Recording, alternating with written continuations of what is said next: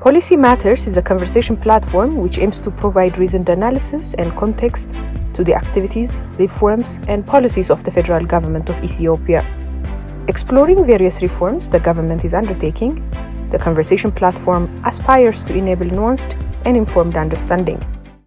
Welcome to Policy Matters. Today we're sitting with Dr. Eyob Tekalegn, State Minister of Finance. We're going to be talking about the new policy regulations, policy changes in the telecom space. It's going to be a very exciting conversation. Dr. Eyob, thank you for joining us, and I look forward to this conversation with you. Thank you for having me, Adis. Obviously, today we're talking about the telecom opportunity here in Ethiopia and the current movement in that space. I wanted to ask the first question in regards to the privatization process with Ethio Telecom, as well as the liberalization with the two new licenses. Why now? A very interesting question to start with. Why now? But if you allow me, I would love to start a little bit, 2-3 years down the road, where the thinking about the overall political, economic, and social reform was in the making. You've been here, you saw the kind of sweeping change Prime Minister Abiy has introduced after he came to power. On the economic front, there are some critical directional issues that needed to be addressed. Where do we want to take this economy? Should we continue business as usual, or should we change course, but without actually disrupting all the gains that we have accumulated over the last 10, 15 years? So we chose the latter, right? And then as part of that, the homegrown economic reform agenda was developed. As part of that economic reform agenda, in fact, I might say at the heart of it was this notion that Ethiopia should take advantage of the fourth industrial revolution. We should go digital.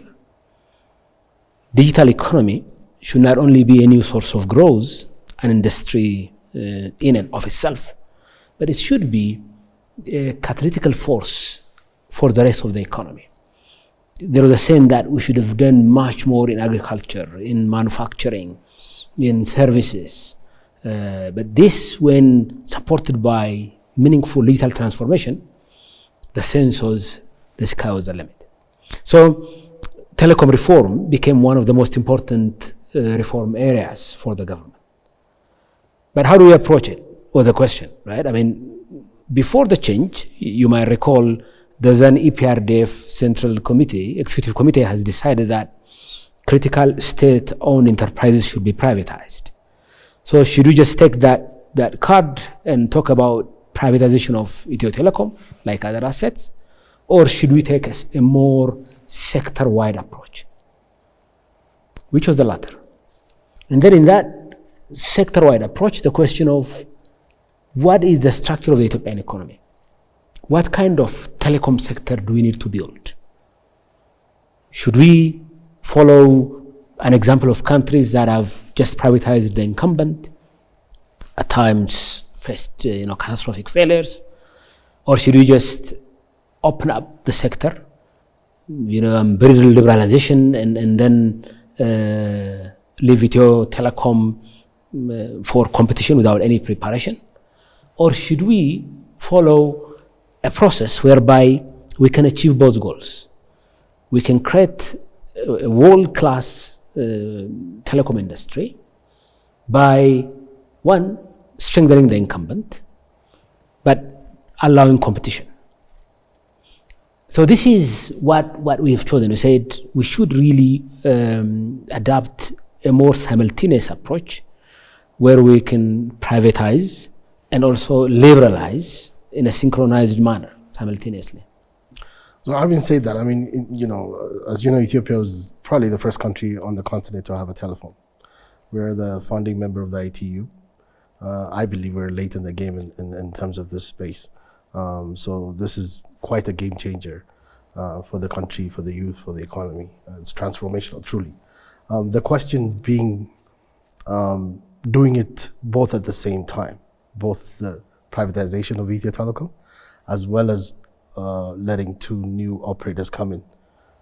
Don't you think that's too much to bite at the same time? Yeah. In a way, you're right. I mean, it's a phenomenal undertaking. It's a big operation. So I'm not going to mince words on that. But it depends on what you want to achieve. You've said it right. You said 100 years and counting, but we are lagging behind. The kind of frustration we all have been feeling, you included. I remember you talking about the IT sector discussed on the sidelines as if it's non-important. I remember you mocking about, the government focusing on exports in sacks only. I remember those conversations.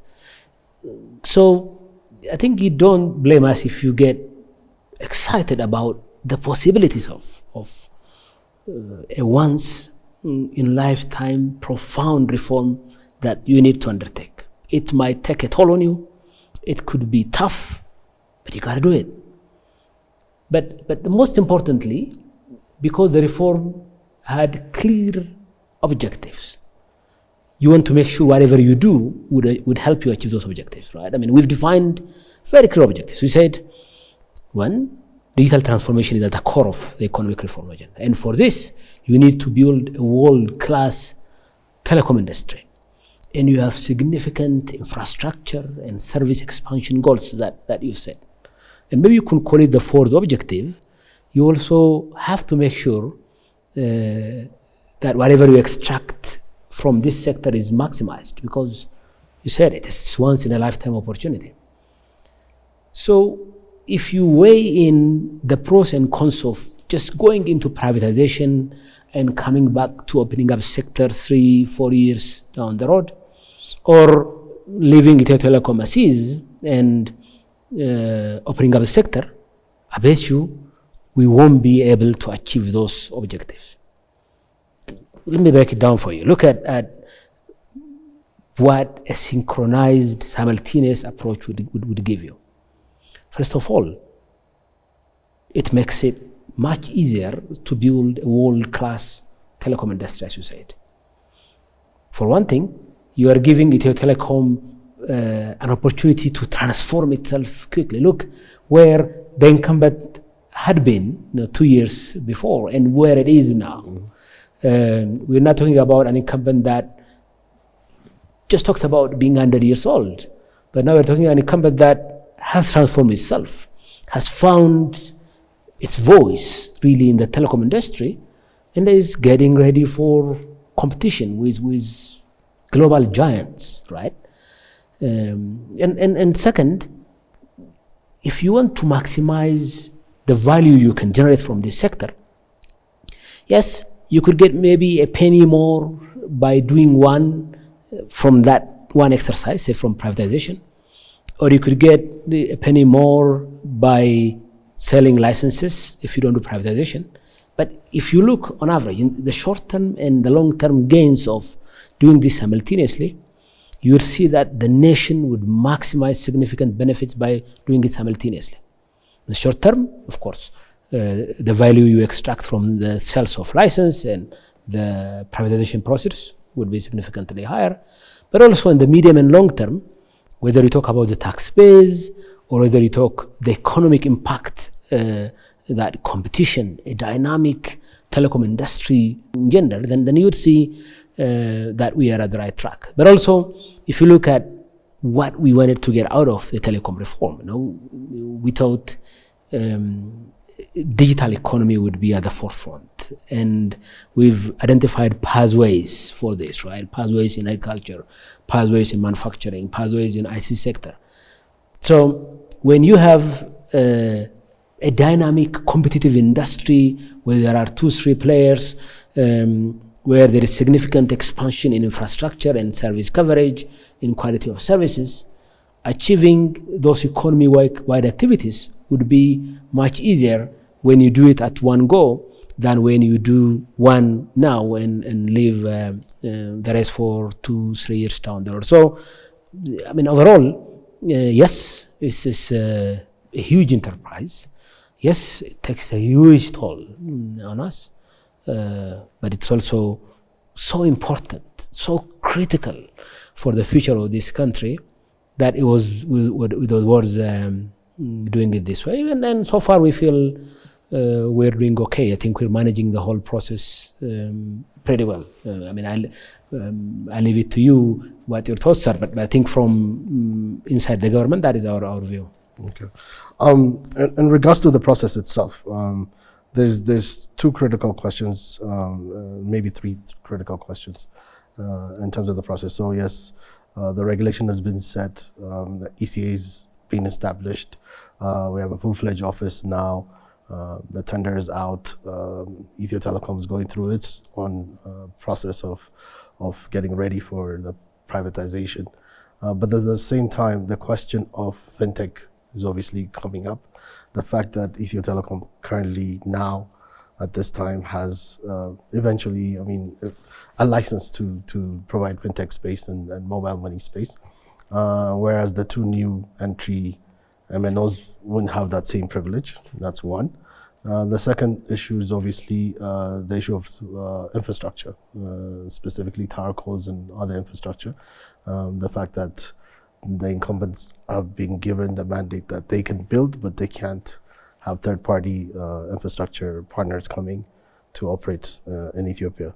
How would you explain that to the general public in terms of the decision behind that, and how you see the process around that specifically?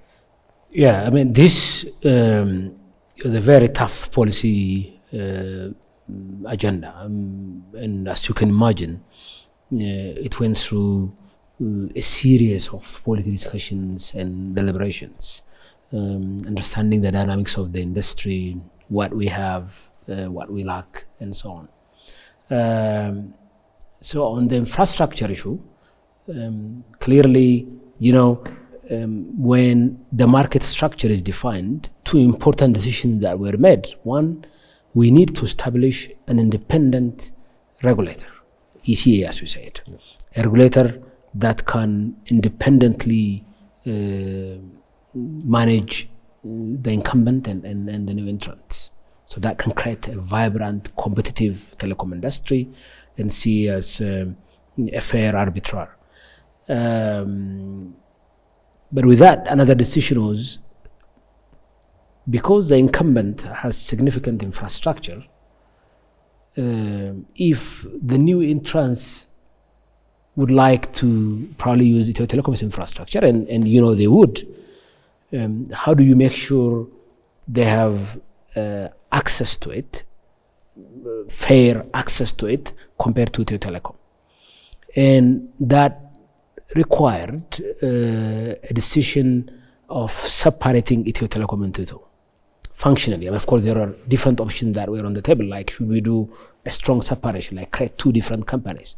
But the most sensible one, based on different country experiences, was to do what they call soft separation, where you have an accounting and functional separation. In a way, you see Ethio Telecom, but now that company has two distinct branches, like Ethiopian Airlines, where you have the cargo wing and the passenger wing and the catering wing and so on.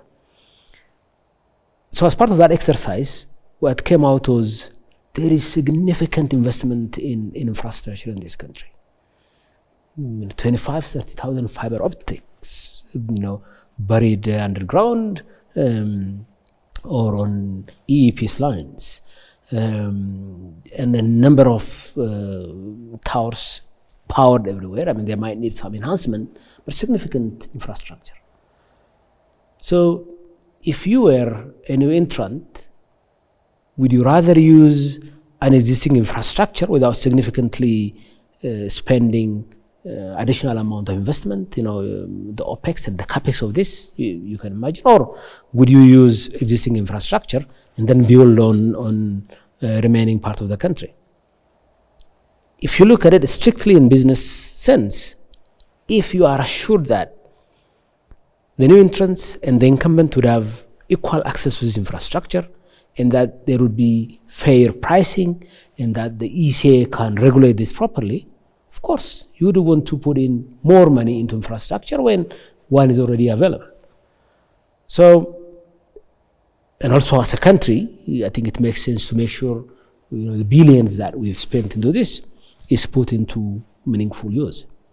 And that is where the decision of creating that strong Chinese wall between Ethio Telecom service and Ethio Telecom infrastructure came about, and then the new entrants were encouraged to look at this opportunity. Now that we have started the actual bid process, the new entrants are having one-on-one with Ethio Telecom, having discussions with ECA. What I'm sensing is they are surprised to see that there are good infrastructure out here.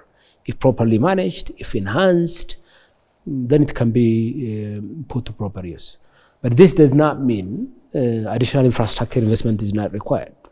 We do require that, and the new entrants have the license to invest in infrastructure in areas where they deem necessary. On the fintech issue, you're referring to mobile money. Look, we operate under the current legal framework. As you know, we've made significant reforms in the economy. One area that we've not opened up as of now is the banking sector. So the banking sector, as we speak today at this, is close to foreign investment. But would it be the same in 2 years, in 6 years down the road? I don't know, but I have my doubts, because the kind of reform we make depends on what the economy needed. At this point, we felt the financial sector reform needs to pass through different stages of reform before we fully open up the financial sector. But the one that opens, of course, it will be open for all operators. But as of now, under the Ethiopian legal regime, it's not open for foreign investment. Okay. In regards to since we're talking about the process that's already started, the next question for me would be, where do you see the opportunity for Ethiopian nationals and diaspora Ethiopians to take part in this opportunity? Because I personally believe this is the chance of a lifetime. This is a brand new sector that's about to be opened up for anybody that wants to invest and take part in. I personally don't believe that the Ethiopian corporate world and business world understands what the opportunity is. And in the local sense, the kids that have the money, or the kids that have the ideas, don't have the money, and the people that have the money usually don't have any relations to what's going on in terms of the ICT side and the opportunity that's about to happen for local business people and local people that want to get in. How do you see the government support that, whether it's in terms of policy, whether it's in terms of finance, however it may be? Because I look at this specific opportunity opening up thousands of job opportunities, whether it's in engineering, whether it's in outsourcing services. There's a ton of services that will be needed by both the incumbent as well as the new entrants. And I don't believe that's been highlighted to the business community in general, locally as well as outside. And I want to know what the government is looking at that.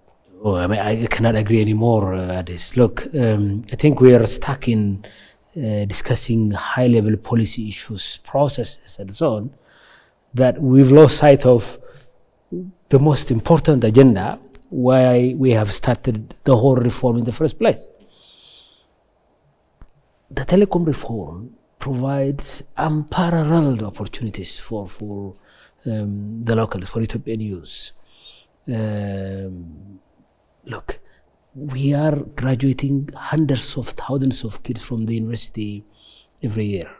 And we have specifically STEM graduates that are good at maths and science, that when they get opportunity, will be making significant amount of money elsewhere, working for high-tech companies. But here, because we've not highlighted this opportunity, and because the overall policy environment did not allow it, the opportunity that this brings for Ethiopians was not properly promoted. We need to change this. And this is a time for Ethiopians to really see this opportunity. So you said, for instance, imagine the kind of telecom industry would have the next 5-10 years down the road.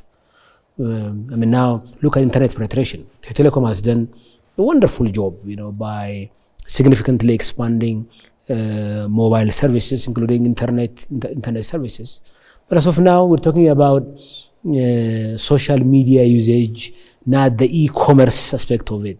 We're not talking how kids who have a business notion can pull out significant amount of solution for the disrupted market structure we have in this country, or the engineers that have been working for Ethio Telecom, for EP, or that are being trained, could come out and set up the next big outsourcing facility, or they could build up data centers and provide that, or they could provide different value-added services. So it's an enormous opportunity that is ahead of us. But this needs to be highlighted. This needs to be discussed, and also our youth need to prepare for it. Groups themselves, at times there will be some policy hurdles. The other week, I think a couple of weeks ago, I met few engineers that have been in the telecom sector for 2-3 decades. I think they have a combined 60-70 years of experience.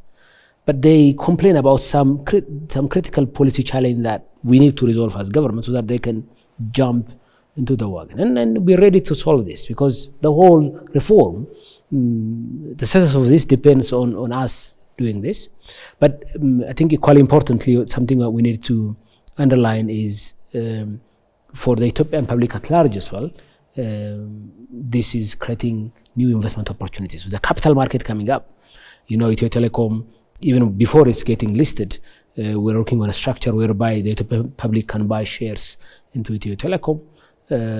But this could continue for others as well once we go into the capital market. So yeah, big opportunities, but we need to promote this. We need to highlight this. And also the private sector needs to get ready for it. We need to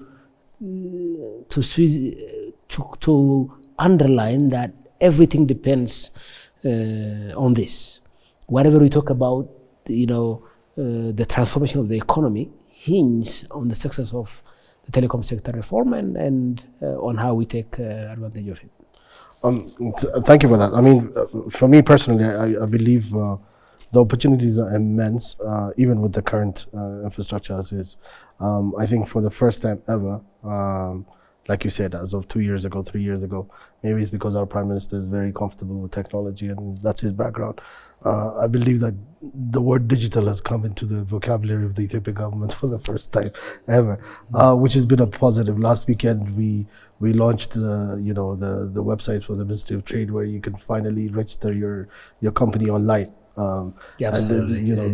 I think the way I see it, the interaction between government, private sector, and citizens is being transformed now because of digital transformation. It's a new way of interaction. E-commerce, I mean, I'm sorry for cutting short, but you're talking about the OTRLS. Imagine the frustration that went into registering a name, the days you spend going to Ministry of Trade and customs. You pointed out this right, but last year we've launched e-customs that has now transformed our customs clearance and international trade. Yeah, so absolutely. I don't think you get a better timing for Ethiopia than this, because this is at the heart of the whole reform, and the Prime Minister sees this as one of his signature initiatives. He thinks digital. He thinks Ethiopia needs to go to digital. He feels we've squandered opportunities in the past, and we need to make sure we seize the opportunity at this point in time.